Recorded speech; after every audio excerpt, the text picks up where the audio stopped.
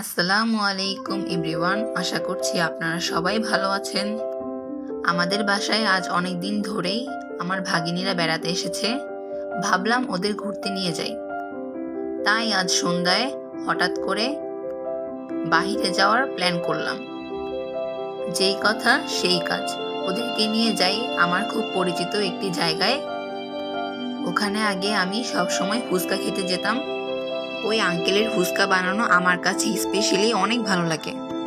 ওখানে ফুচকা খাওয়া শেষে এর পাশে একটি ফুড কার্ট ছিল, ওখান থেকে একটা পিৎজা অর্ডার দিই ওদের জন্য। আমাদের কাছে ভালোই লেগেছিল। আগে তো এখানে শুধু ফুচকা দোকানটিই ছিল আর পাশে একটি ঝালমুড়ি দোকান ছিল, আর এখন পাশে দেখলাম একটা নতুন করে ফুড কার্ট দেওয়া হয়েছে। দেখে অনেক ভালোই লাগলো। ফুড কার্টটি হওয়ায় অনেক ভালোই হলো। আগে আমাদের ফাস্টফুড খাওয়ার জন্য অনেকটা দূরে যেতে হতো, এখন বাসার কাছে হওয়ায় যে কোনো সময় মন চাইলে এখানে যেয়ে খেতে পারবো। এখন আর দূরে যেতে হবে না ফাস্টফুড খাওয়ার জন্য।